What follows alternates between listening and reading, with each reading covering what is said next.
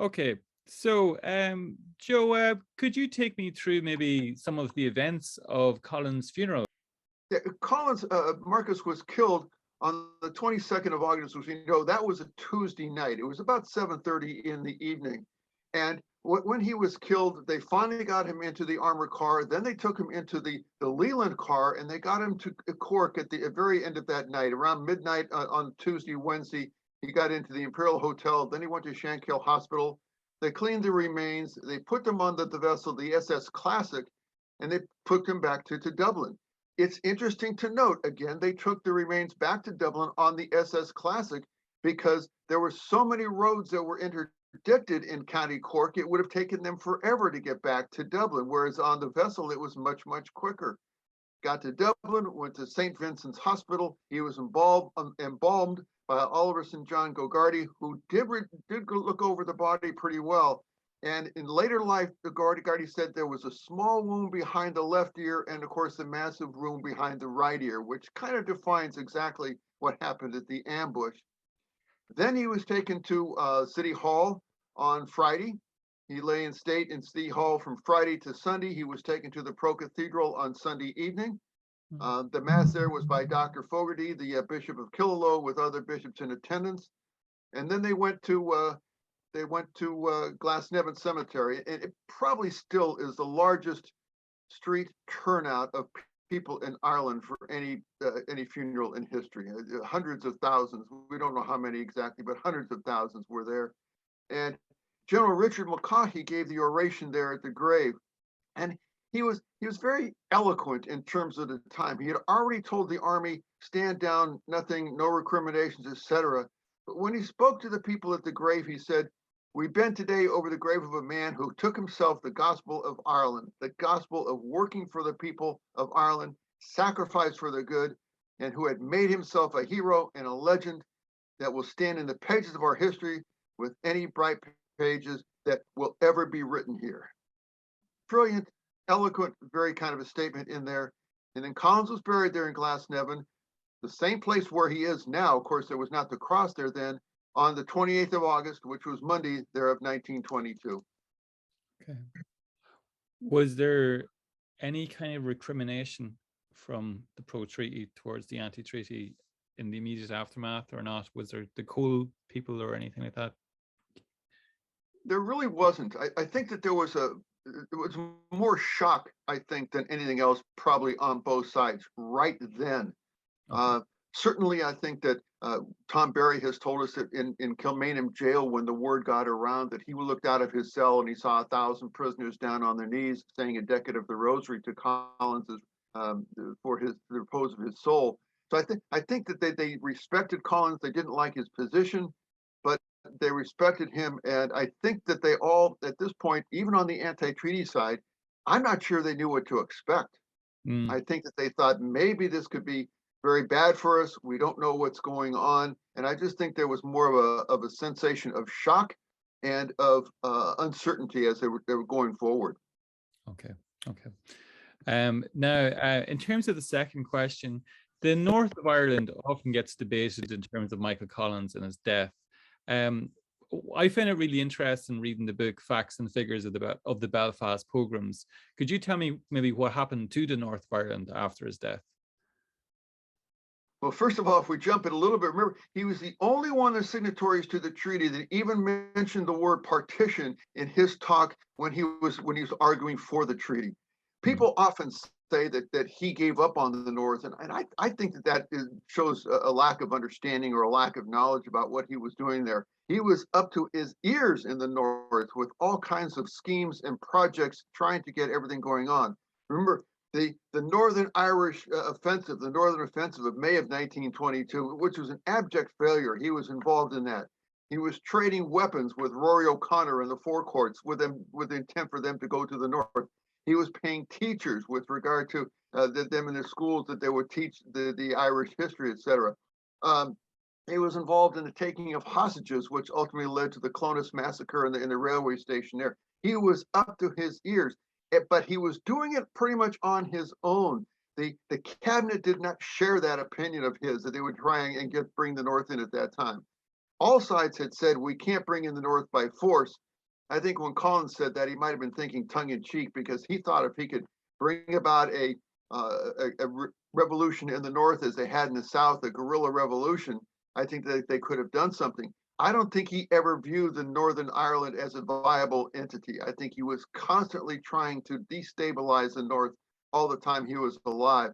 And immediately upon his death, 2 days after his death, on the 24th of August, the cabinet wrote to people in the North and said, do not expect any more weapons, do not expect any more money. We have a country to establish down here. And in fact, we are not going to help you at all. You're on your own. So it was an entirely a sea change immediately after his death, with almost everybody else in the cabinet. And I think he was doing all those other things, not without their knowledge, but certainly without their consent. Okay. They were like turning a blind eye kind of thing, like not, yeah. I think so. I think so. Remember, he has a very powerful personality. We see that in a lot of the things in the letters that he wrote to them after he had himself declared commander in chief. He would write letters to the cabinet saying, I suggest you do this, and they would do it. And the cabinet would write back to him with the language of saying, we think we should do this. What does the commander in chief say? So it was very much of a situation where you knew where the nexus of power was at those times. Sure. Something that I found really interesting was the book Facts and Figures. He was helping to fund of the Belfast Programs. He was helping to fund that. Would you know anything about that? Not specifically, not specifically the programs.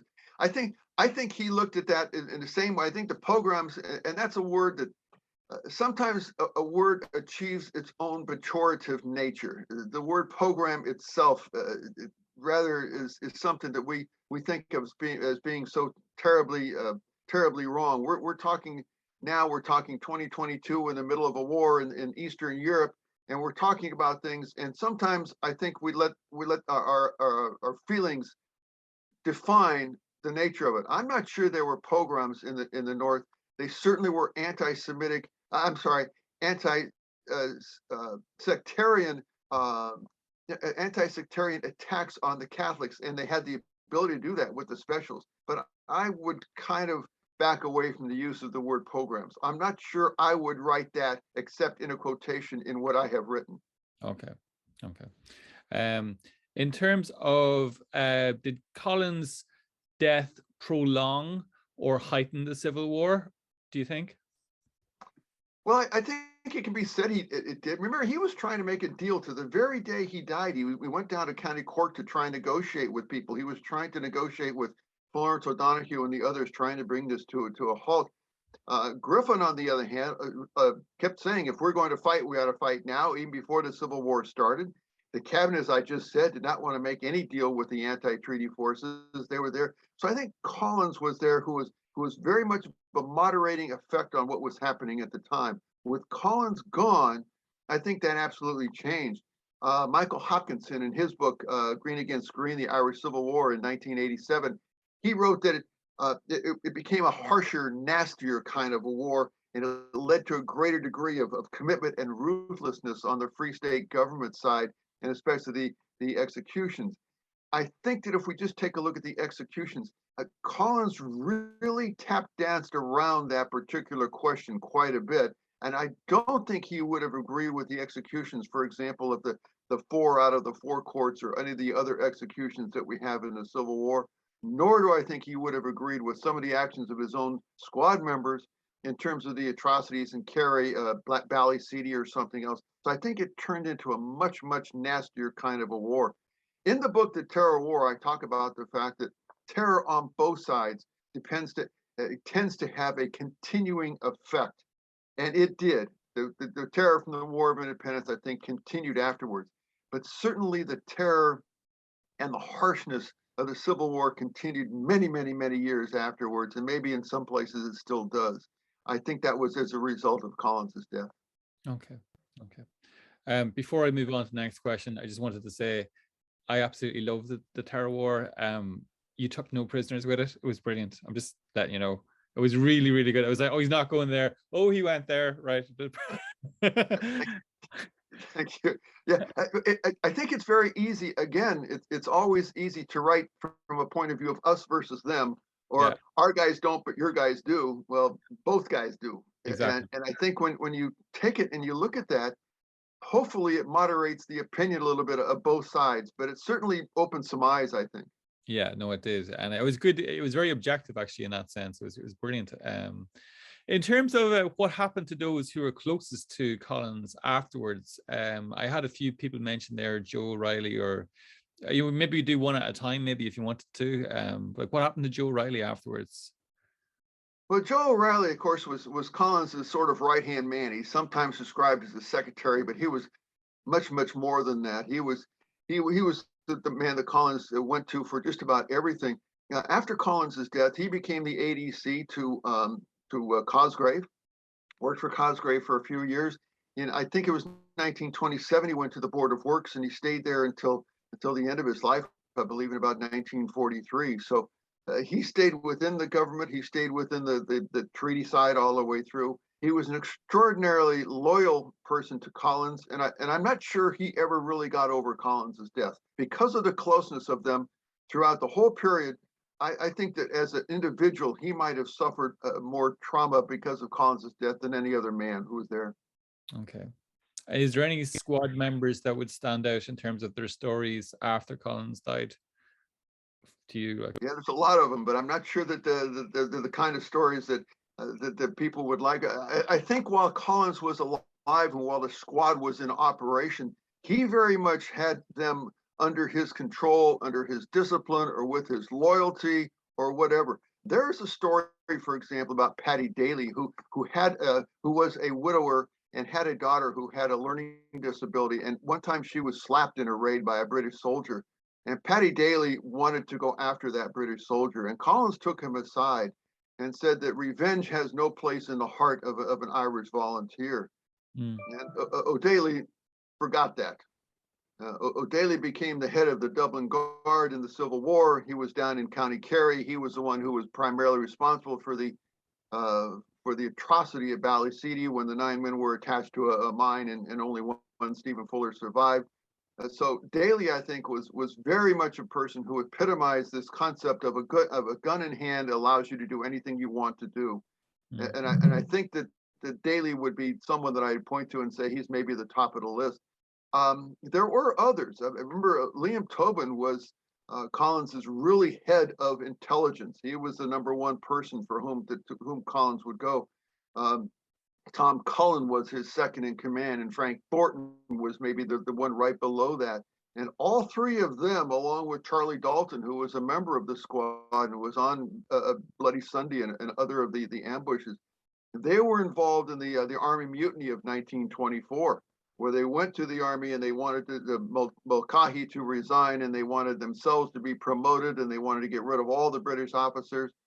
And then what they said was, which was I think is rather telling, is they wanted to now let the Civil War is over, so let's go after the North and let's take care of Collins's view of the North, and let's put that into effect.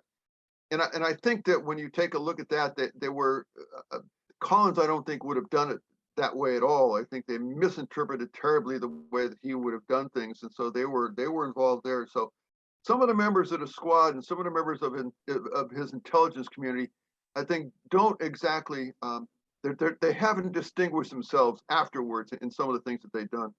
Okay. What about the Kitty Kiernan and her life after Collins? Kitty Kiernan, of course, was his fiancée, and she married Felix Cronin, who was a general in the Free State Army. She ultimately married him.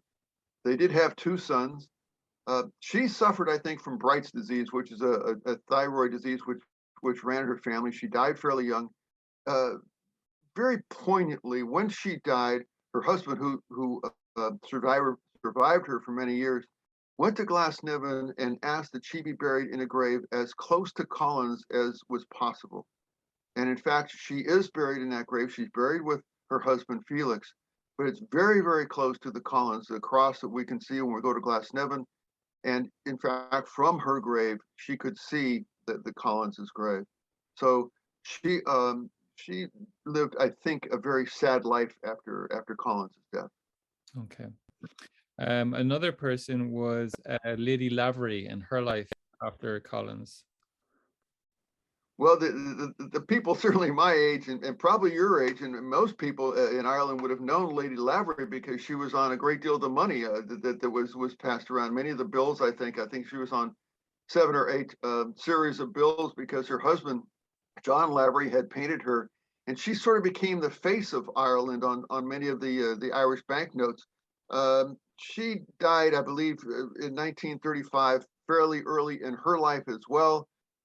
She was very much involved in London and ultimately Dublin, but mostly London society, if you will. So she played a role very often of getting some of the individuals to dinner at her home when the treaty negotiations were going on and bringing people over. But she died fairly early, and she would be recognizable on the Irish banknotes. Okay. And then in terms of, nearly done with these, in terms of Moya Llewellyn Davies, what happened to her? Well, of course, her name was Moira OConnor. She came from an Irish Republican family. Her father was a member of the IRB. A very, very sad story is they lived, and the mother and 2 sisters went down to Sandymount to get mussels one time, brought them back for dinner, and Moya didn't feel good, so she didn't eat. But the mother and the 2 children died of food poisoning. So a very, very sad story from the beginning of her life. She did marry Compton Llewellyn Davies. She became very much of an Irish advocate as her father, and as you can imagine, she would have been. But she moved back to Ireland. She did have a couple of children. She too was very much involved with Collins. She was a little strange, to say the least.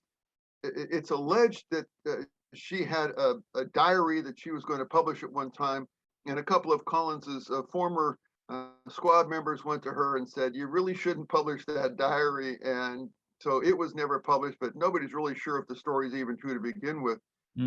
She did claim that she had an affair with Collins, and at one time she claimed her son Richard was his son, which is rather hard for me to believe because Richard was born in 1912, and I don't think she would have even met Collins by that time. So she was rather strange. She certainly had a crush on Collins. She was certainly, you might even think of her as a stalker at some time. And she too died relatively young in 1943. Okay. So in terms of his first biographers, could you tell me about that? Well, I think the very first actual biography of purported biography of Collins was by Hayden Talbot, and he wrote a book called Michael Collins' Own Story. It came out in 1923. He was an American journalist who said that he had all these interviews with Collins, and everything was done from those. That the concept that he had a lot of interviews with Collins was pretty much debunked by most of his friends, and they didn't really go along with it very well. I would suggest to you that in reading his book, it was very much more of an anti-treaty, a pro-treaty manifesto than it really was a biography of Collins. So I don't put an awful lot of stock in it, either as Collins's words or as a history. The first real history was Piers Beasley's. He wrote 2 volumes in 1926, and then he combined them into 1 volume in 1937, Michael Collins and the Making of the New Ireland. He appointed himself really as Collins's Boswell and said, "I'm going to be the one who writes this." He was a writer. That's what he did. He got the family's approval to write this, although not everyone agreed. Gerard O'Sullivan didn't agree with it. The government at first didn't want him. They wanted somebody else to write it. And they had an influence because they were paying for it. And then he got the Collins family behind him, so he basically came out. An awful lot of people look at what he has written as hagiography. It probably is. There's another striking thing about Beasley's book, and that's that he places himself in a lot of places, but strange enough, he was there. He was in the Rising, he was in the War of Independence, etc. But you can see him in the stories that he relates as much as you see Collins sometimes. Okay. Then you have The Big Fellow, which was written by Frank O'Connor, which was 1937. Frank O'Connor was on the anti-treaty side.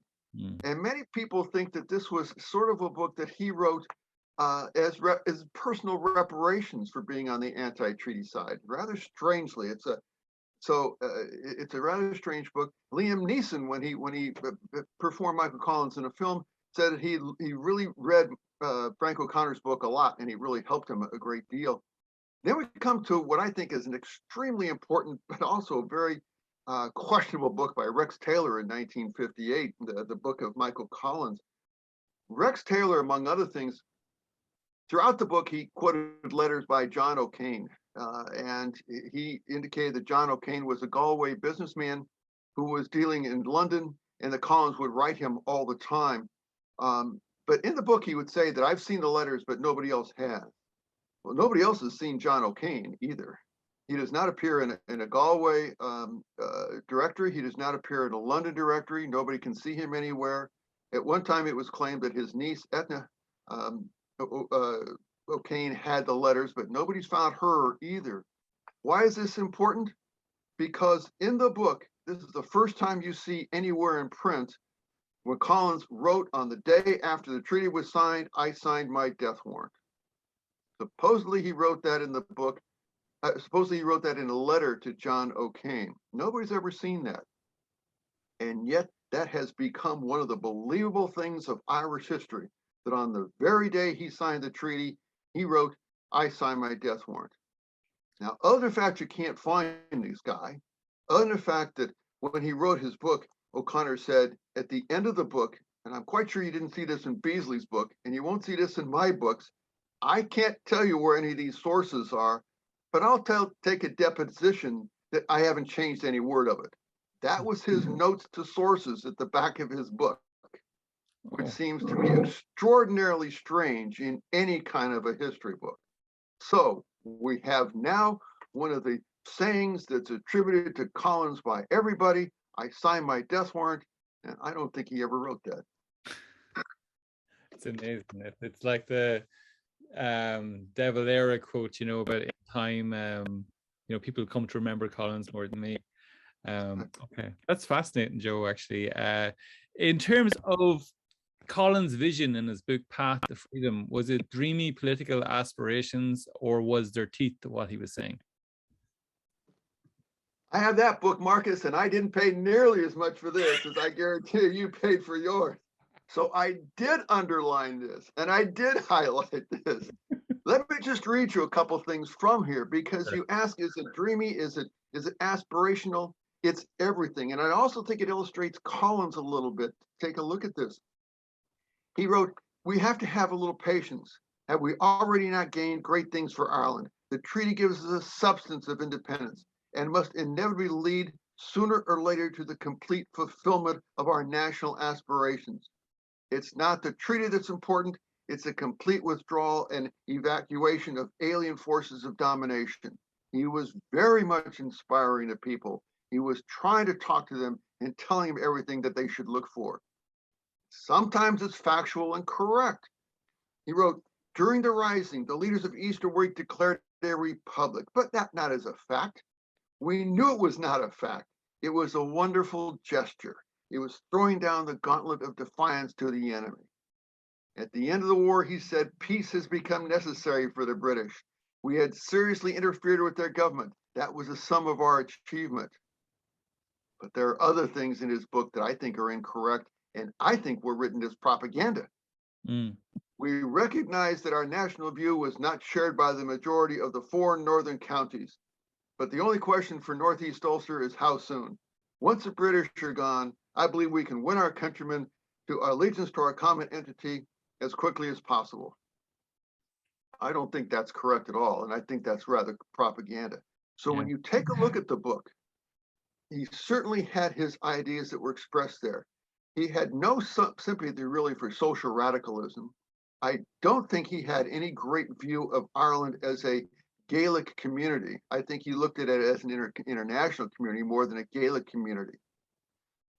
Collins often said, I am a soldier, not a politician. I have said before, I've said in your interviews, in my view, he was neither a soldier nor a politician. He was a CEO.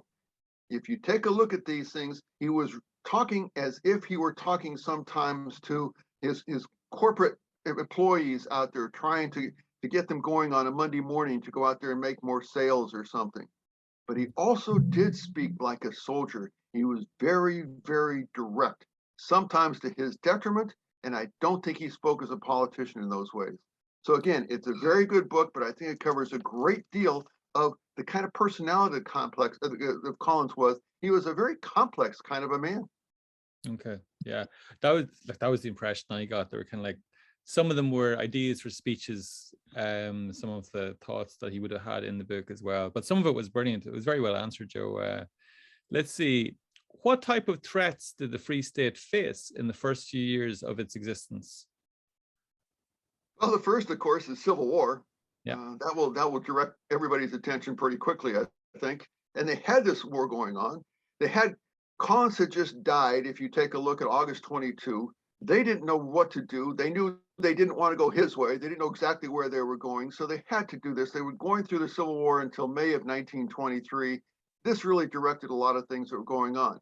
In the carryover to the treaty, they had the various aspects of the treaty, and basically they traded the North for relief from British war debt because of their financial situation, which was so bad.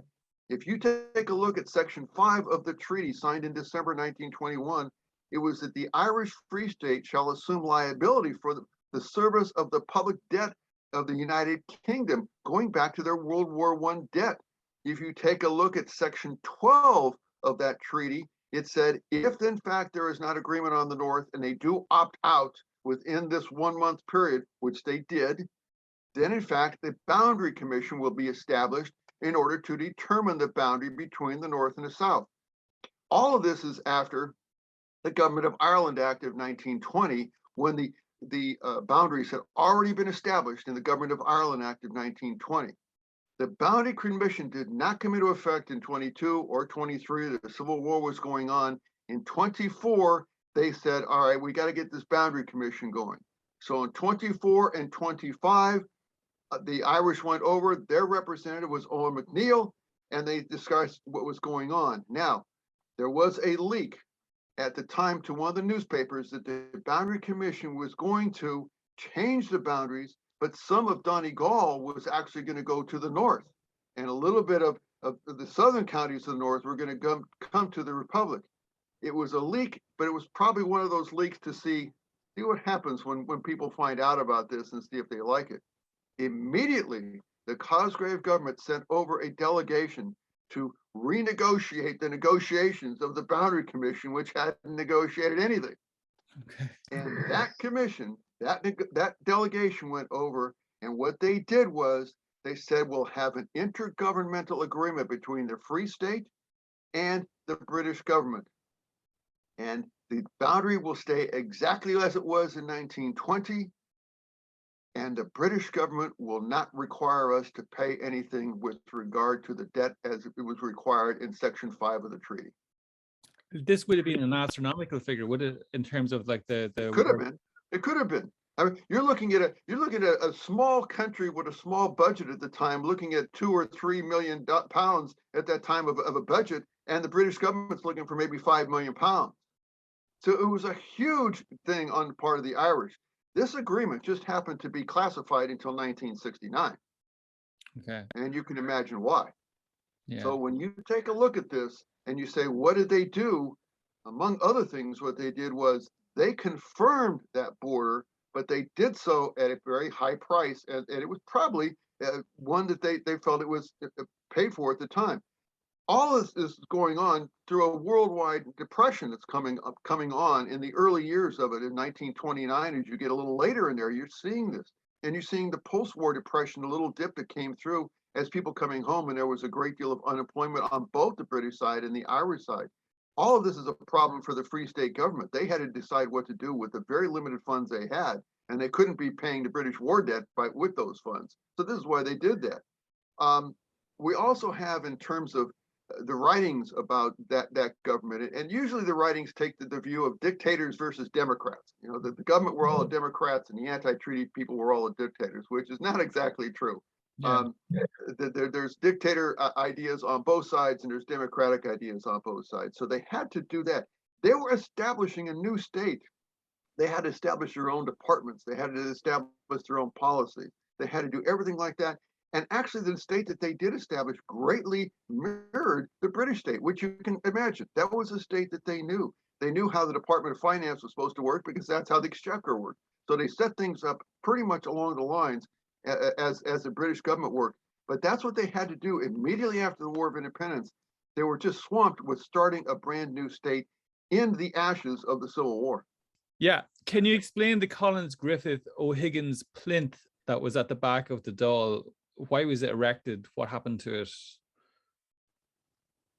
Well, remember, it was erected by the Cosgrave government in 1923, and a cenotaph is really described that. The cenotaph derives from the Greek word for graves not here. And so basically this was a monument to them, to Collins and Griffith at first in 1923. It was on the grounds there of Leinster House. It was a very tall, about 12.5-meter, I recall, cross. It was made out of wood and concrete.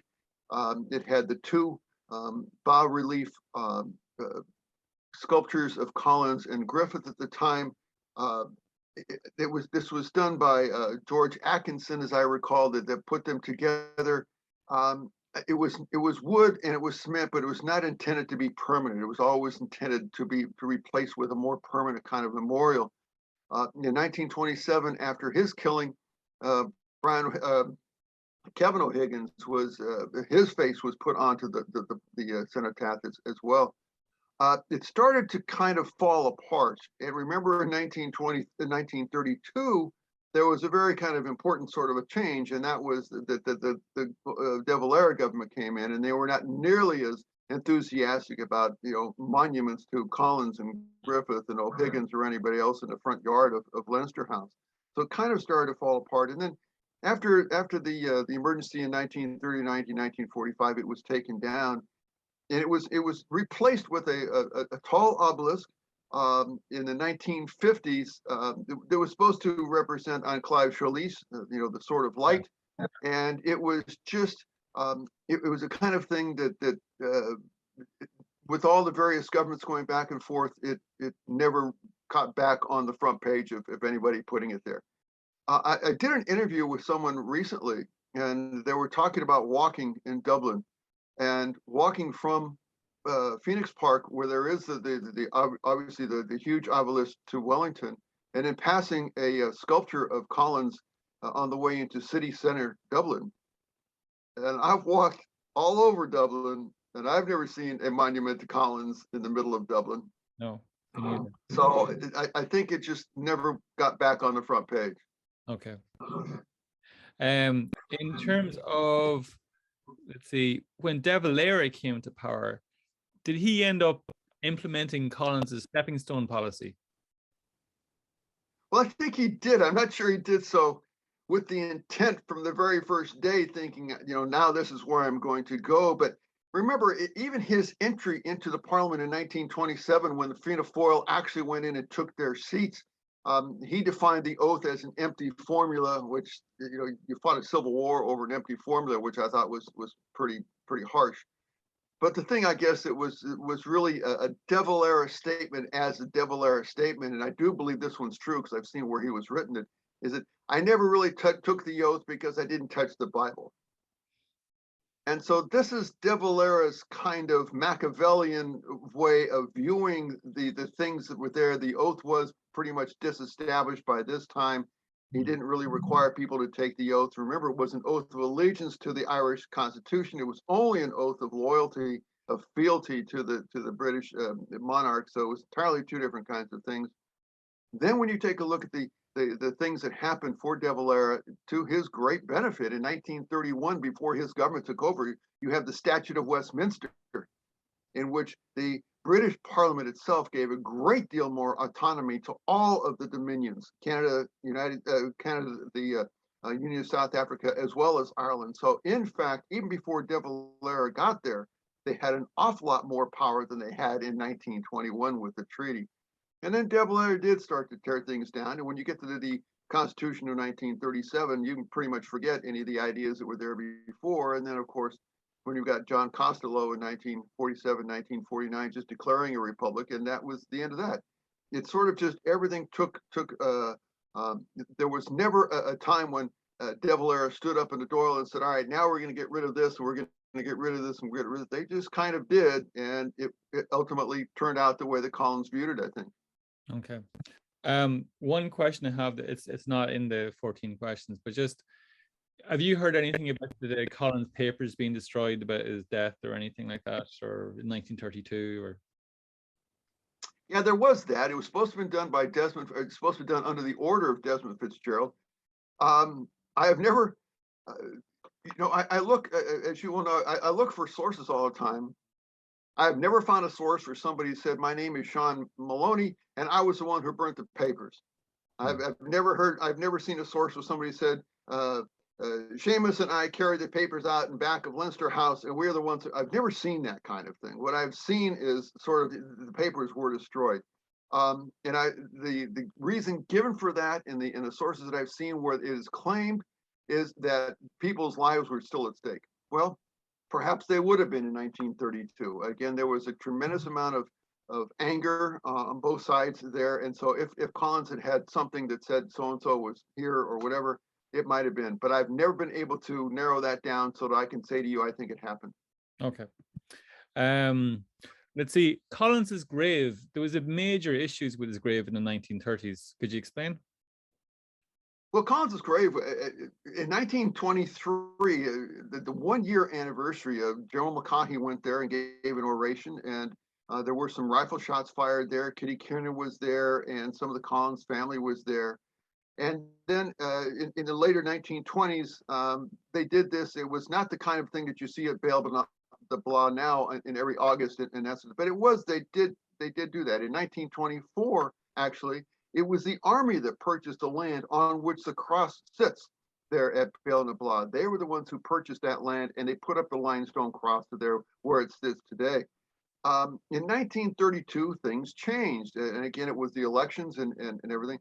In 1932, McCaughey was going to give another oration there as the 10th anniversary of Collins's death, and that was entirely, totally interrupted by blue shirts under the command of Owen O'Duffy, who came in there and gave the fascist the raised arm salute, and it was really turned into a real debacle.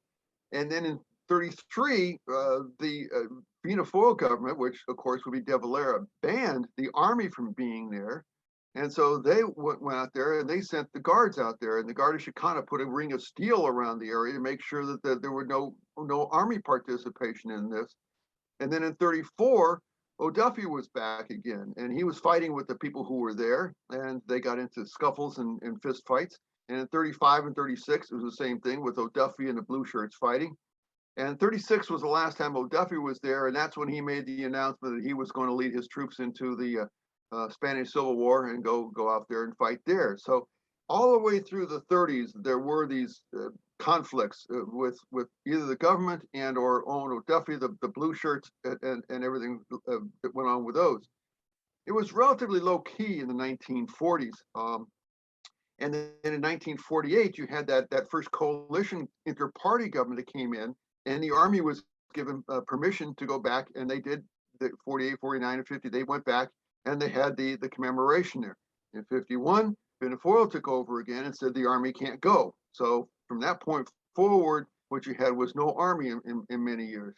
And then in 72, on the 50th anniversary, the army was given its permission to go back in. And so now you do have an army representation there every year on the Bale na Blah commemorations, which take effect there in August.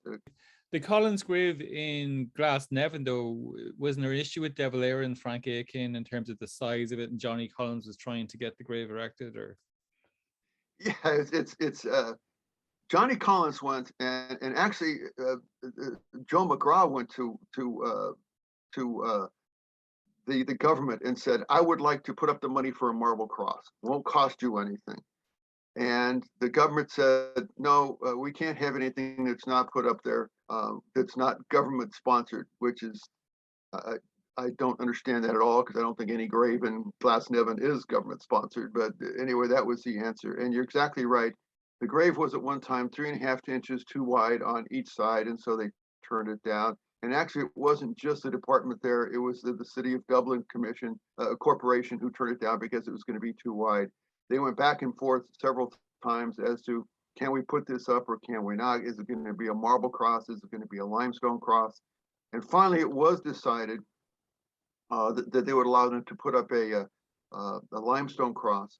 And when it was put up, Johnny Collins was told that only he and a priest could be there when they put the cross up to bless the cross. And in fact, then it was Johnny Collins, a priest, and two grave diggers who were there. There was no other commemoration at the time, no other celebration at the time. Still there, of course, still covered with flowers every day. Still the most visited, I think, grave in Glasnevin, and certainly the one, if you go on a Glasnevin tour, that's where they all end there. And that's the one where probably people on the way in keep thinking, when are we going to get to Collins' grave? Because that's the one everyone wants to see. Yeah. But in terms of that, was that like just like red tape, or was De Valera very active in that or not? I mean, I think some of both. Some of both. Okay. De Valera was the one who apparently kind of made the final decision about who could be there at the commemoration of it. But I think there was a good deal of.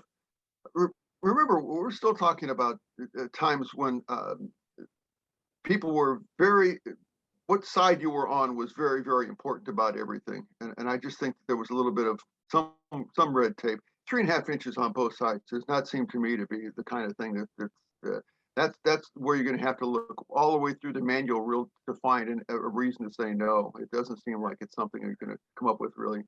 I always find it really interesting the size of his grave as well. De Valera has been so small, and maybe it was to prove a point or something. Who knows? Let's see. There was an incident where members, you mentioned about 1932, there was an incident with members of Collins' family not being allowed to attend Bail na Bláth. That was the Ono Duffy commemoration. So do you think his death was very politicized or not? I know you've mentioned it a little already. I think so. I think it'd be hard. It would be hard to give an interview. It'd be hard to write a book. It would be hard to do any kind of research into De Valera or Collins without coming up with some politicization of their views. I just think it's there, and they were at that time, although they've been close during the War of or the early parts of the War of Independence. At that time, they were so far apart that I think that there was some political aspects to just about everything that happened thereafter. Yeah. Okay. Collins' family, though, really, moved mountains in terms of attempting reconciliation. Could you explain maybe the story of Johnny Collins ending up getting buried beside one of the Hurleys? Yeah, well, Johnny Collins, I think Johnny Collins was crushed, of course, by his brother's death. If you just think, close your eyes and think about the picture there in City Hall with him looking over the casket into his brother's face. I mean, you can just see the incredible anguish that he suffered. But he was a very good, kind man. And Jim Hurley was an individual that they got together. They were friends of the families, were both friends for years and years before. And Jim Hurley was about the same age. And when Johnny Collins died in 1965, Jim Hurley was sick, and he died just, I think it was 10 days later. And he had made arrangements when Johnny Collins died with the cemetery there in County Cork to be buried next to him. So they not just at death, but during their lifetime, they tried to reconcile. They recognized each other, and then they were buried side by side there in St. Mary's Cemetery. And it really is remarkable that some of the families tried very hard to reconcile with some of the others, even considering the fact that Jim Hurley was a member of the ambush party. He wasn't just on the other side, he was actually a member of the ambush party. What happened at the Sam's Cross event in 1965? Well, in 1965, there was a monument that was dedicated to Collins. It's in Sam's Cross. It's right there at the cross, at the intersection. On one side is the O'Brien House, which is still owned by the O'Briens, and on the other side is the Four Alls Pub, where Collins was on the day of his death. It's a large stone with a bas-relief of Collins's face in the brass there. It was done by Seamus Murphy. It was dedicated, and again, you talk about reconciliation, and I think it's important to understand that when Johnny Collins was buried and reconciliation happened, and some of the people really did try and reconcile. I'm not sure they ever said the other side was right, but they said that both sides were. The man who dedicated it, and I want to just read here a section of what he said, was Tom Berry, who of course was one of the people on the anti-treaty side. He was not at the ambush. He was in Kilmainham jail at the time. He was very anti-treaty. He was harshly so, but he was the one who dedicated the memorial. And when he did, I think, again, his words are so important for us, and we just need to look at them and understand. He wrote, "It is not for us here to go into the rights or wrongs of the Civil War when Michael Collins met his tragic death. Many of you here were on opposite sides. Let us leave it, like each of us, as I did myself, that each of us believed in the correctness of our choice at the time. I concede that those who were on the opposite side believed that their decision was the right one too. Here at this monument, erected to commemorate for all time the greatness of the contribution made by Michael Collins in our struggle for freedom, let us bury the dead past of dissensions. We knew he hated civil war and all its sad consequences, and he would have us all to do so. We who have grown old and are nearing the end of our road and had this final contribution to make so that young people of Ireland can march on together to our ultimate freedom and build a better life for themselves and for the coming generations." An absolutely brilliant oration, in my view, of the dedication of that, especially when you consider he was on the other side. There were many members of the IRA there from both sides who were there at the time. Some members of the Collins's squad, Vinnie Byrne was there. So it was an extraordinary kind of a thing. And I do wish that people would go there and not just look at the stone, look at the monument. But if there's anything to be done there, I would like to see Tom Berry's words placed in brass so you can read them when you stand there next to that monument and see what it means. That's a great point. That's a great point, actually, because even from the photos, Liam Deasy and Tom Hales, I think, are actually at that unveiling, like just before Tom Hales dies as well. And I mean, sure, they were in the party and Bale and Blood. That's a great point, Joe. What do you think? This is the dodgy question that I know you don't like. What do you think the legacy of Collins is in the context of Ireland in the 20th century? I think that Collins had a tremendous respect for Arthur Griffith. When they went to the treaty, I think that he was the treaty negotiations. I think that he was led very often by Arthur Griffith, and Griffith said that Collins was the man who won the war. He very famously said that in the treaty debates. Collins was charismatic, but he was much more conservative, I think, than people would have thought. And remember, the concept of conservative and liberal today is very different than liberal and conservative then. He was conservative then. He would have been ultra conservative now in very, very many cases. He was not a socialist.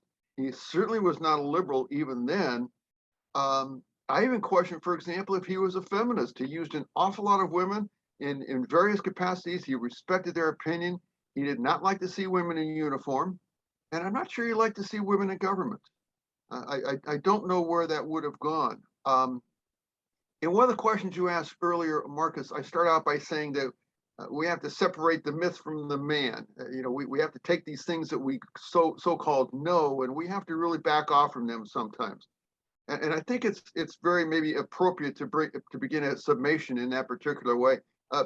The story of Michael Collins doesn't need any mythologizing.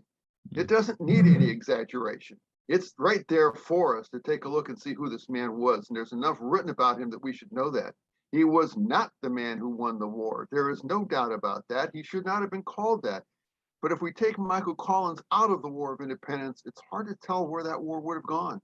He certainly was extraordinarily important there. So we always have to separate the myth from the man. And in doing so, I think that we have to examine these accepted facts that are well entrenched in our minds, that are repeated and repeated and repeated. I signed my death warrant. I don't think he said that. I don't think he ever wrote that. I don't think it was there. And yet that's become not only extremely associated with Collins, it's probably the second most thing that's associated with him, next to maybe the treaty gives us the freedom to achieve freedom. If you ask people on the street, they would say he signed his death warrant. There have been books written about that with that in the title. I don't think he ever said that. We don't need to make up things about Michael Collins. He is as important just as he is.